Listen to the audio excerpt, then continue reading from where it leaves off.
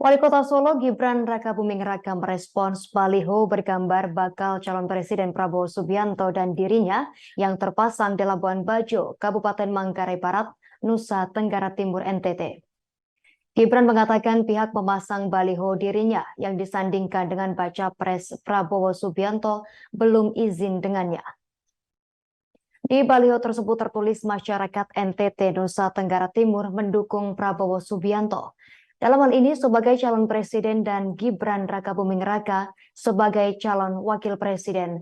Gibran sendiri mengaku tak tahu menahu mengenai pemasangan baliho ini, sebab ia tak pernah mengarahkan untuk memasang baliho. Sejauh ini menurutnya baru satu ini baliho yang memasang foto dirinya tanpa izin. Ia pun memaklumi pergerakan relawan yang memiliki inisiatif sendiri dalam mempromosikan seorang tokoh. Menurutnya pemasangan baliho di Labuan Bajo tersebut berbeda dari basis di daerah lain.